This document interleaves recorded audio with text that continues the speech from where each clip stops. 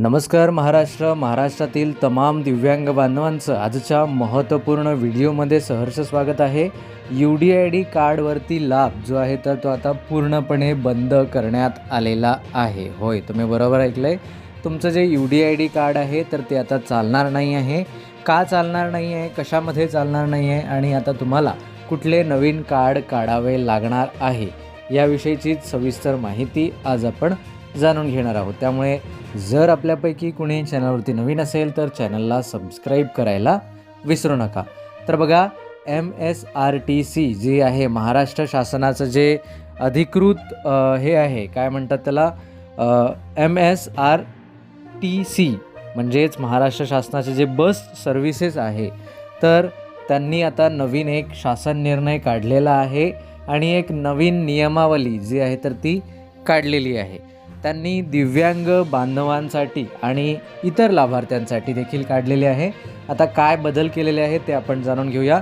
आपण हा व्हिडिओ दिव्यांग बांधवांसाठी खास करून बनवतो आहे, त्यामुळे आपण दिव्यांग बांधवांनी काय करायला पाहिजे हे आपण जाणून घेऊया. तर बघा, जर यापुढे तुम्हाला बसमध्ये सवलत मिळवायची असेल तर तुम्हाला एक नवीन कार्ड काढावे लागणार आहे, जे तुम्ही तुमच्या स्क्रीनवरती बघू शकता. जे रुपे कार्डसारखे असेल, ऑन गो NCMC असं त्याचं नाव असेल, NCMC कार्ड असेल आणि ते कार्ड जे आहे तर ते तुम्हाला काढावं लागणार आहे. आता हे कार्ड कसं काढावं लागणार आहे, हे कार्ड कसं असणार आहे, हे कार्ड काढण्यासाठी काय प्रोसेस आहे, किती रुपये आपल्याला फी लागणार आहे, या सर्व गोष्टी आज आपण जाणून घेणार आहोत. तर बघा, हे जे कार्ड असेल तर तुम्ही स्क्रीनवरती बघू शकता. तुमचं जे UDID कार्ड आहे त्या कार्डप्रमाणेच याचा आकार आणि जी बनावट आहे तर ती देखील याच कार्डप्रमाणे असेल. ठीक आहे. त्यानंतर महत्त्वाची गोष्ट ही आहे की पॅन कार्ड वगैरे जे आहे आपलं त्याप्रमाणेच असेल. ATM कार्ड, पॅन कार्ड त्याच साईजचं असेल. ठीक आहे. आता हे कार्ड जे आहे तर ते आपल्याला कधीपासून काढावं लागणार आहे हे देखील अत्यंत महत्त्वाचं आहे. तर आता हे कार्ड काढण्याची प्रोसेस संपूर्ण महाराष्ट्रामध्ये सुरू झालेली आहे. होय, तुम्ही जेव्हा आता हा व्हिडिओ पाहत आहात तर याआधीच ही प्रोसेस जी आहे तर ती सुरू झालेली आहे. आता हे कार्ड कसं काढावं, तर बघा, हे कार्ड काढण्यासाठी संपूर्ण आपल्याला प्रोसेसनी जावं लागतं. आपल्याला महत्त्वाचं म्हणजे हे जे कार्ड आहे तर हे कार्ड ऑनलाईन काढण्याची सुविधा सरकारने अजिबात दिलेली नाही. जर तुम्हाला कुठल्याही बसमध्ये लाभ घ्यायचा असेल, तुम्हाला कुठेही ट्रॅव्हलिंग करायचं असेल महाराष्ट्र शासनाच्या बसमध्ये, तर तुम्हाला आता UDID कार्ड जे आहे तर ते वापर होणार नाही, ते चालणार नाही. आता हे कार्ड ऑनलाईन तुम्हाला काढता येणार नाही. फक्त याला रिचार्ज जे आहे तर ते तुम्हाला ऑनलाईन करता येईल. म्हणजे याला जे रिचार्ज करायचं आहे तर ते आपल्याला ऑनलाईन करता येईल, परंतु ऑनलाईन कार्ड काढण्याची सुविधा त्यांनी दिलेली नाही. आता कार्ड काढण्यासाठी आपल्याला काय करावं लागेल हे जर तुम्हाला जाणून घ्यायचं असेल आणि अद्यापही आपण व्हिडिओला एखादं छोटंसं लाईक केलं नसेल तर लाईक नक्की करा. आणि इतर दिव्यांग बांधवांसाठी हा व्हिडिओ जो आहे तर तो महत्त्वाचा आहे. त्यामुळे जे जास्त ट्रॅव्हल करतात, जे जास्त प्रवास करतात, तर त्यांच्यापर्यंत ही माहिती पोहोचवायला विसरू नका. तर बघा, आपल्याला आपल्या जवळील डेपोमध्ये जायचे. आता तुम्ही जर गावात राहत असाल तर तुम्ही तालुक्याच्या ठिकाणी जाऊ शकता, परंतु मी तुम्हाला असं सजेस्ट करेल की तुम्ही जिल्ह्याच्या ठिकाणी जेव्हा जाल तेव्हाच ही प्रक्रिया करणं योग्य राहील. कारण हे कार्ड काढण्यासाठी तुम्हाला स्वतः तिथे उपस्थित राहावं लागणार आहे आणि तुमचा जो चेहरा आहे तर तो त्यांच्या विशिष्ट एका मशीनमध्ये कॅप्चर केला जाईल, जसं आपण आधार कार्डला वगैरे जी प्रोसेस करतो त्याप्रमाणे, आणि त्यानुसार तुमची आयडेंटिटी त्यांच्या सिस्टममध्ये जी आहे तर ती सेव्ह केली जाईल आणि त्यानंतरच तुमचे हे कार्ड निघेल. त्यामुळे जरी आत्ता सूचना आलेल्या असल्या की सर्व आगाराकडे ह्या सूचना देण्यात आलेल्या आहे, तरी पण हे थोडंसं मला योग्य वाटत नाही. किंवा जे आहे तर ते सर्व आगारामध्ये म्हणजे तालुकाच ठिकाणावरचे जे आगार आहेत, जे डेपो आहे, तर त्यामध्ये सर्व सुविधा असेलच असे नाही. त्यामुळे तुम्ही थोडीशी काळजी घ्या आणि जे आहे तर ते जिल्ह्याच्या ठिकाणी हे कार्ड काढण्यासाठी तुम्हाला जायचं आहे. आता तुम्हाला यासाठी काय कागदपत्र लागणार आहे हे आपण जाणून घेऊया. तर बघा, हे कार्ड काढण्यासाठी तुम्हाला जर दिव्यांग सवलतीचा लाभ घ्यायचा असेल तर तुम्हाला तुमचे UDID कार्ड, तुमचे आधार कार्ड, ॲड्रेस प्रूफ आधार कार्ड असले पाहिजे त्या विभागातील, आणि तुमचे डिसॅबिलिटी सर्टिफिकेट, या गोष्टी ज्या आहेत तर त्या घेऊन जायच्या आहे. जर तुमच्याकडे या आधीचे म्हणजे UDID कार्डच्या आधी एक कार्ड दिलं जायचं आणि आत्ता देखील एक कार्ड दिलं जायचं जे हाताने लिहून त्यावरती सही आणि स्टॅम्प असायचा.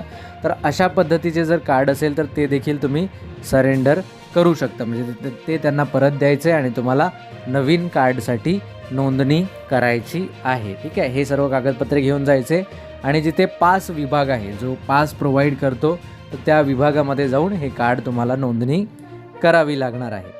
आता हे कार्ड नोंदणी केल्या लगेचच तुम्हाला मिळणार आहे का? तर अजिबात नाही, हे कार्ड लगेचच मिळणार नाही. याची देखील एक प्रोसेस आहे.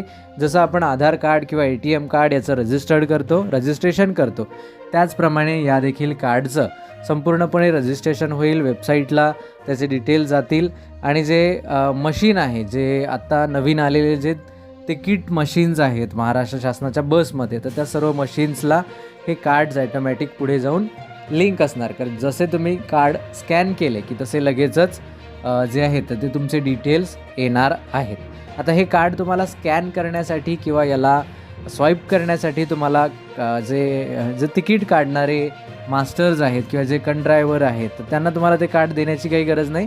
ते लांबून देखील स्कॅन करता येईल. म्हणजे मशीनच्या जवळ देखील पकडल्याने ते कार्ड ॲटोमॅटिकली स्कॅन होईल. ठीक आहे, म्हणजे याला हस्तांतर करण्याची काहीही गरज नाही. तुमच्याकडेच ते कार्ड असावे, त्या मशीनच्या जवळ गेले की ते ॲटोमॅटिकली स्कॅन होईल. तशा पद्धतीने मुंबईच्या बसमध्ये जी सुविधा सध्याला चालू आहे, जे मुंबईकर आहेत त्यांना माहिती असेल, त्याच पद्धतीने ते प्रोसेस केली जाणार आहे. आता हे कार्ड तुम्हाला मिळणार कधी? जेव्हा तुम्ही चालू कराल तर तुम्हाला लगेचच हे कार्ड मिळेल का? तर अजिबात नाही.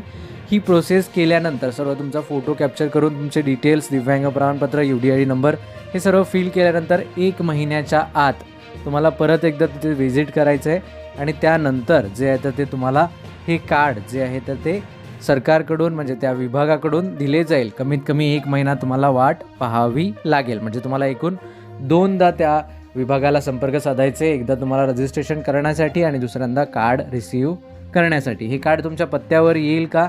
तर अशी कुठलीही माहिती शासन निर्णयामध्ये ज्या विभागाने हे काढलेलं आहे तर त्यांनी दिलेली नाही की तुमच्या पत्त्यावर येईल, अशी माहिती त्यांनी दिलेली नाही. त्यामुळे तुम्ही तिथे व्हिजिट करूनच ते कार्ड जे आहे तर ते रिसीव करायचं आहे. ठीक आहे, या कार्डमध्ये तुम्ही रिचार्ज करू शकता. या कार्डने तुम्ही मोबाईलचं देखील रिचार्ज करू शकता. हे कार्ड ऑनलाईन देखील मोबाईलमध्ये चालणार आहे. म्हणजे जसं ATM कार्ड किंवा आपले जे कार्ड्स असतात ते आपण Google Payला आणि इकडे लिंक करू शकतो, क्रेडिट डेबिट कार्ड दोन्ही पण. त्याचप्रमाणे तुम्ही हे कार्ड देखील ऑनलाईन यूज करू शकता. जसं ज्यांच्याकडे इंडियन पोस्ट पेमेंट बँकेचं जे खातं आहे तर त्यामध्ये तुम्ही बघू शकता की तुमच्या त्या ॲप्लिकेशनमध्ये पण तुम्हाला तुमचं जे आहे तर ते ATM कार्ड, तसंच तुम्हाला फिजिकली ATM कार्ड जे आहे तर ते दिसतं. तर त्याच पद्धतीने हे देखील तुम्हाला वापरता येणार आहे. तर अत्यंत म्हणजे महत्त्वाचं हे कार्ड आहे. जर तुम्ही हे कार्ड काढलं नाही आणि तुमच्याकडे नसेल तर तुम्हाला सवलतीचा लाभ जो आहे तर तो घेता येणार नाही. आता हे फक्त दिव्यांग लोकांसाठीच आहे का? तर असे अजिबात नाही. इतर लोकांसाठी देखील हे कार्ड जे आहे तर ते महाराष्ट्र शासनाने तयार केलेले आहे. परंतु आता आपण हा खास व्हिडिओ जो आहे तर तो दिव्यांग लोकांसाठी बनवत आहोत. त्यामुळे तुम्हाला मी त्याबद्दलचीच माहिती इथे सांगणार आहोत आणि सांगितलेली देखील आहे. जी माहिती सांगितलेली आहे तर ती फक्त दिव्यांग कार्डसाठीच अप्लाय होईल. आता याला स्पेशल कुठले नाव देण्यात आलेले आहे का? तर नाही. NCMC असे या कार्डला नाव देण्यात आलेले आहे आणि त्यामध्ये दिव्यांग कॅटेगरीमधून तुमचे रजिस्ट्रेशन होईल आणि तुम्हाला दिव्यांग सवलतीसाठी जे आहे तर ते कार्ड हे देण्यात येईल. आणि हे कार्ड तुम्ही मशीनमध्ये स्वाईप करून मशीनच्या जवळ हे करून ते ॲटोमॅटिकली स्कॅन होईल आणि त्यानुसार तुम्हाला ते कार्ड जे आहे तर ते यूज करायचं आहे. त्यानंतर हे कार्ड काढण्यासाठी पैसे किती लागणार आहे, फी किती लागणार आहे हे देखील जाणून घेणं महत्त्वाचं आहे. तर बघा, हे जे कार्ड आहे तर तुमच्याकडे जर आधीचं कार्ड असेल, आधीचं कार्ड जे आहे तर ते 49 रुपये फी घेऊन तुम्हाला कार्ड मिळायचं आणि आत्ताचं हे जे कार्ड आहे तर ते काढण्यासाठी तुम्हाला वेगळी फी लागणार आहे. तर आधीचं कार्ड जर असेल तर ते तुमच्या आगारामध्ये घेऊन जायचं आणि ते त्यांना सरेंडर करायचं, त्यांना परत करायचं आणि त्यानंतर जे आहे तर ते तुम्हाला फी एक्स्ट्रा आकारली जाणार आहे. या कार्डसाठी एकूण फी 199 रुपये फी आहे. म्हणजे जवळजवळ 200 रुपयाची फी तुम्हाला द्यावी लागणार आहे. ठीक आहे, तर ती 200 रुपयाची फी भरून तुम्हाला जे आहे तर ते हे कार्ड काढायचं आहे. आणि जुनं कार्ड असेल तर तुम्हाला 149 रुपये जवळजवळ जे आहे तर ते फी भरावी लागणार आहे. तर अशा प्रकारे हे अत्यंत महत्त्वाचं असं ST महामंडळाचा एक नवीन उपक्रम आहे आणि नवीन कार्ड आहे. प्रत्येकाने लवकरात लवकर जे आहे तर ते हे कार्ड काढण्यासाठी प्रयत्न करावा, जेणेकरून पुढे जर इतर लोकांना याची जर माहिती खूप झाली, याचा प्रचार खूप झाला, तर लोकांना जे आहे तर ते कार्ड काढण्यासाठी रांगेत राहावं लागेल किंवा वाट पाहावी लागेल. आता हे सध्याला नवीन आहे, त्यामुळे ज्या व्यक्तींपर्यंत हा व्हिडिओ पोहोचतोय त्यांनी प्रत्येकाने हे कार्ड लवकरात लवकर काढा, कारण पुढे सामान्य जनतेला म्हणजे सर्वांसाठी हे कार्ड आहे. प्रत्येकाच्या कॅटेगरीनुसार, जसं महिलांना महिला सन्मान योजना, त्यानंतर अमृत भारत योजना जे ज्येष्ठ नागरिकांना आहेत, तर ह्या सर्व लोकांना देखील जसं लगेचच माहिती होईल तर त्यांची देखील गर्दी होणार आहे.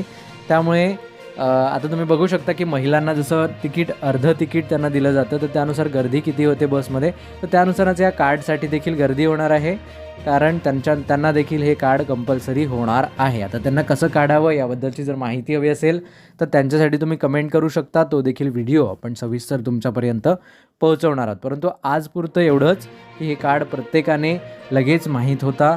तालुक्याच्या ठिकाणी न जाता जिल्ह्याच्या ठिकाणी तुम्ही जाऊन ते कार्ड त्या कार्डसाठी अप्लाय करू शकता, जेणेकरून तुम्हाला पुढे काहीही अडचण येणार नाही. तर हा महत्त्वपूर्ण व्हिडिओ होता.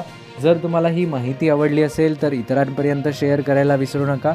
चॅनलवरती जर नवीन असाल तर अशाच प्रकारच्या अधिकृत माहितीसाठी आपल्या चॅनलला सबस्क्राईब करायला विसरू नका. चला तर भेटूया पुन्हा एकदा एका नवीन व्हिडिओसह, नवीन माहितीसह, नवीन व्हिडिओमध्ये. तोपर्यंत नमस्कार, धन्यवाद.